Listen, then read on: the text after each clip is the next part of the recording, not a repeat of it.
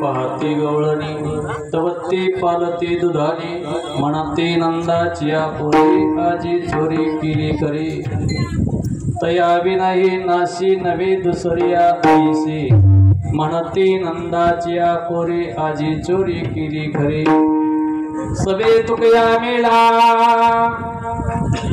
तेने अगुना आणिला म्हणती नंदाची आपुरी आजी चोरी केली करे विठ्ठला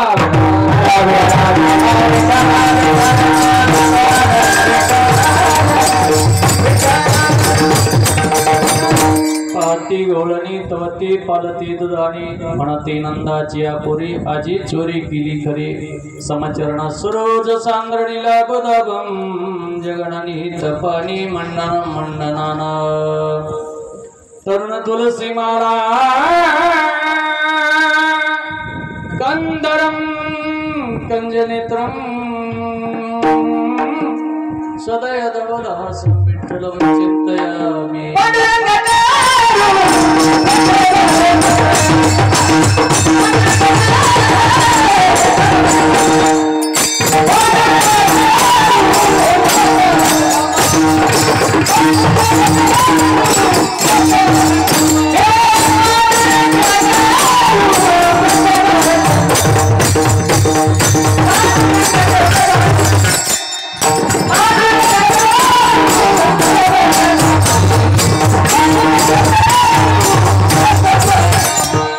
जय जय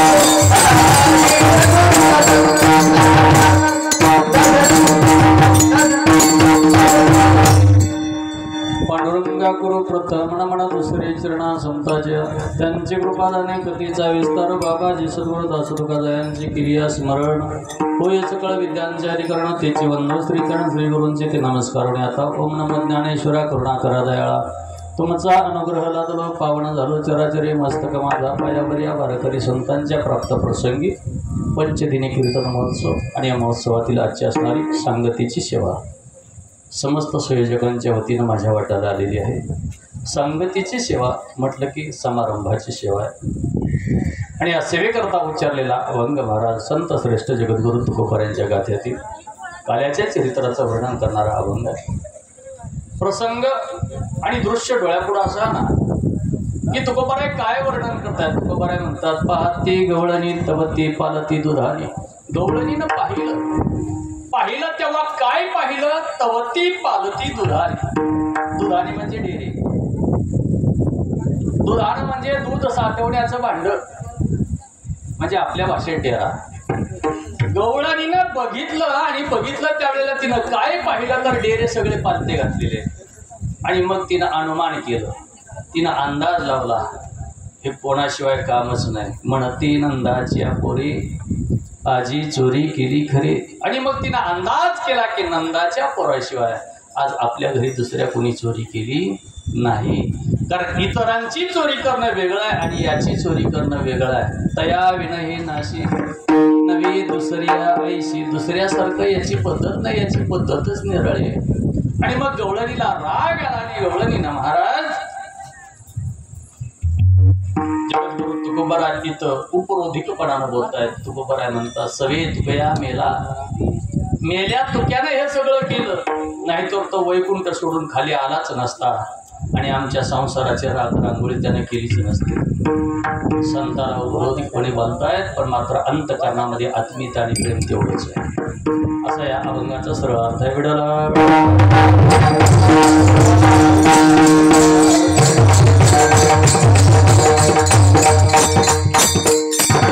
आज या ठिकाणी गुरुकुलावर गेली 5 वर्ष सुरू असलेला हा भव्य दिव्य पंचदिनी कीर्तन महोत्सव तथा बालसंस्कार शिबिर आणि या शिबिराची सांगता. यावर्षी पहिल्यांदाच आपण प्रयोग करतो की काल्याचं कीर्तन हे संध्याकाळी होते. असं बहुतेक कुठं घडत नाही आणि घडलं तर फक्त चंद्रभागेच्या वाळवंटातच घडतं. चंद्रभागेचं वाळवंट सोडून काला संध्याकाळी रात्री कुठंच नाही. आताही सध्या आपण इथं वाळूच आणून टाकली म्हणून सध्या आपण इथं वाळवंटच तयार केले असं समजा. आणि म्हणून पंढरीतला काला महाराज या ठिकाणी आपण साजरा करतोय. समस्त ग्रामस्थ त्याचप्रमाणे आजूबाजू या ज्ञानांकुर वारकरी शिक्षण संस्थेवर नितांत प्रेम असणारी या संस्थेची प्रेरणा मार्गदर्शक आधारस्तंभ पाठबळ देणारी ही सगळी मंडळी तुम्ही बहुसंख्येने या ठिकाणी उपस्थित आहात. सर्वप्रथम संस्थेच्या वतीनं सर्वांचं मनपूर्वक हार्दिक ऋण व्यक्त करून सेवेला सुरुवात. विठ्ठल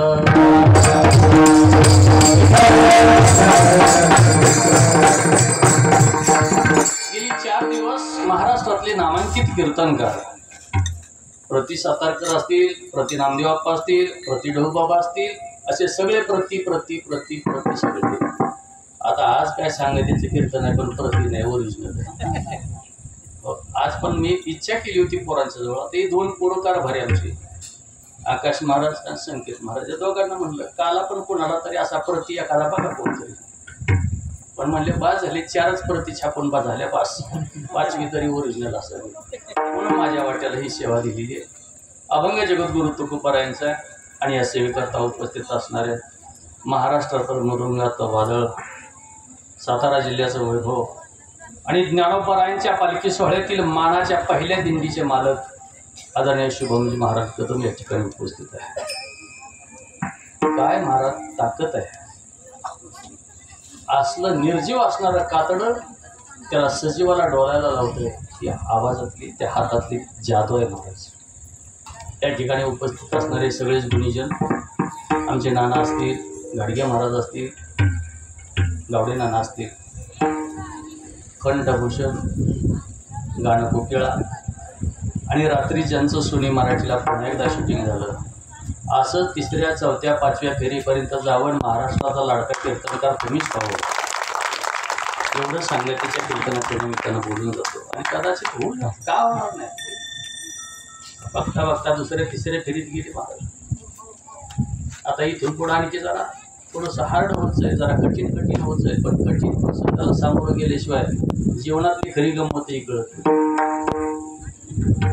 आकाशी महाराज असतील, आमचे मननाना असतील, भजनमूर्ती आदरणीय आप्पासाहेब काळे असतील, बाबू महाराज असतील आणि संस्कृतीतले सगळे गुण असणारे सगळे विद्यार्थी ज्यांची सुंदर अशी स्पीकरची सिस्टीम गेली 5 दिवस आपल्याला लावलेली आहे. आपल्या पश्चिम महाराष्ट्रातलं ज्यांचं आदरानं नाव घेतलं जातं, वारकरी संप्रदायावर ज्यांचं नितांत प्रेम आहे, असे मोरेश्वर आप्पा कराटे यांची सुंदर अशी स्पीकरची व्यवस्था गेली 5 दिवस आपल्यासाठी उपस्थित आहे. आणि गेली 5 दिवस झालं 7 ते 9 कीर्तन झाल्यानंतर दररोज महाप्रसादाचं आयोजन आहे. मला वाटलं इथं बसायला गर्दी पुरणार नाही, एवढं आम्ही अन्नदानाची सोय केली होती. पण का कोणास ठाऊक बाजूला आहे म्हणून लोक येत नाहीत का बऱ्याच जणाला युद्धाची भीती वाटली म्हणून माणसं येणार ती. म्हणजे कदाचित वाटतं ना असं गटानं बसल्यावर एखाद्यानं बॉम्ब बिम टाकला तर त्याच्यामुळं माणसं येणार ती. का कीर्तन ऐकून कोणाचं चांगलं झालंय तेव्हा आपलं बी होईल म्हणून येणार ती. नक्की मला भानगडच कळ. आमचे खातोडी महाराज पहिल्या दिवसापासून सहकुटुंब सहपरिवार 4 चाकी गाडी स्वतःची घेऊन आसू पवारवाडीवरून इथपर्यंत येतात. काय वेळ लागलेली माणसं आहेत कधी. आपल्याला गावातनं वस्तीवरनं इथपर्यंत येऊ वाटेना माणसं 10 आणि 20 किलोमीटर रोज इथे येतात. काही शोकांती काय महाराज. आणि अशी ही श्रवण सुखाची मेजवानी पुन्हा इथं कधीच नाही. तुम्हाला माहिती आहे का, तुम्ही सगळेजण पारायण करणारी मंडळी आहे. गावाला जर 7 दिवसाचं पारायण करायचं म्हटलं तर नाना अख्खं गाव 15 दिवस जोर बैठका काढतं. बुवा कोणचा बोलवायचा आणि वाजवणार कोणचा बोलवायचा आणि सिस्टीम कोणची बोलवायची. असली सिस्टीम फक्त गावानं कुठल्या बी आनंदा वापर. म्हणजे मी गावाला चॅलेंज करत नाही, पण एवढं सगळं आपण उभं केलं कशासाठी की यातनं आपल्याला काहीतरी आनंद मिळतो. एक माणूस आणायचं म्हणलं तर अख्खं गाव महिनाभर पाया पडत आहे, त्यावर 1 दिवस वाजवायला जाते. 7 दिवस कुठंच नाही. ही एवढी मोठी कीर्तनकार 2 तास कीर्तन केलं तर 10-15 हजार रुपये घेणारे 5-5 दिवस झाले तर टाळाला घेता आपलं भाग्य समजा महाराज. आणि टाळानंतर राहिलेली पोरं आहेत ना, यात 20 पोरं कीर्तन करायचं. रोज सकाळी आमची 2 कीर्तनं चालू आहेत. 10 दिवस झाले 1 तारखेपासून आजपर्यंत रोज सकाळी 2 कीर्तन. जी नका काय ऐकायला पण निदान संध्याकाळी जी मोठी कीर्तन आहे तेवढी तरी ऐकायला. कित्येक लांबून लोक इथपर्यंत येतात. पण शोकांतिका वाटते ती फक्त मी बोलून दाखवली कारण माझा अधिकार आहे तुमच्यावर. असो प्रारब्धामध्ये असावं लागतं तेव्हा हे सगळं घडतं. पण जाता जाता काल्याच्या कीर्तनामध्ये एक गोष्ट सांगून जाईल. आता एक 10 मिनिटापूर्वी इथून बाहेर येताना फेटा बांधून येताना नाना एक गोड बातमी वाचली आणि ती बातमी जाता जाता सांगून जातो. पहिल्या दिवशी ज्या दिवशी आपला कीर्तन महोत्सव सुरू झाला त्या दिवशी भारतानं पाकिस्तानावर बॉम्ब टाकायला सुरुवात केली. आणि ज्या दिवशी काल्याच्या कीर्तनाला उभं राहिलो त्या दिवशी युद्ध थांबलं की आपल्या कीर्तन महोत्सवात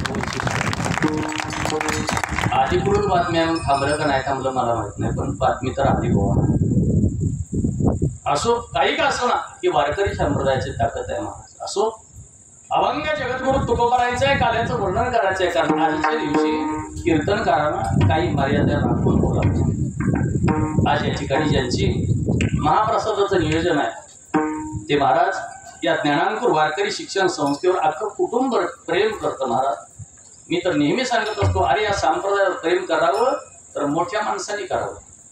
आणि मोठी माणसं उगीच मोठी नसतात, अंत करणारा महाराज हृदयानं मोठी असतात आणि म्हणून ही माणसं मोठीच असतात. आज ज्यांचं महाप्रसादाचं नियोजन आहे आमचे परमश्रद्धेय आदरणीय माणेसाहेब असतील. तासगावमध्ये पंचायत समितीचे गट विकास अधिकारी म्हणून सध्या जे कार्यरत आहे. आज सध्या तुमच्या सगळ्यात मांडी घालून बसलेले आहेत ना, अगदी सहकुटुंब सहपरिवार. कोणाला माहितीही नसेल की गट विकास अधिकारी आपल्या कीर्तनाला उपस्थित आहे. पण महाराज मी सांगत असतो, जगात पिशाच्या अंतरिक्षा सदा ब्रह्मी जाणा निमग्न तो. मोठी माणसं ही अंतःकरणानं मोठी असतात, त्यांना लहानात मिसळण्यात महाराज मोठेपणा वाटतो. असो आज त्यांचं महाप्रसादाचं नियोजन आहे. अभंग तुकोबारायांचं आहे, काल्याच्या चरित्राचं वर्णन करणार आहे. आणि काला म्हटलं की कीर्तनकारानं किंवा वक्त्यानं काही मर्यादित राहून बोलावं. काल्याच्या दिवशी काय बोलावं? सासू सासऱ्याची गोष्ट सांगावी, नवरा बायकोचं भांडण सांगावं, नाही. काल्याच्या कीर्तनाने मात्र बोलताना बोलावं की दशे चरित्र केले नारायणी रांगता गोधनी राखिता चरित्र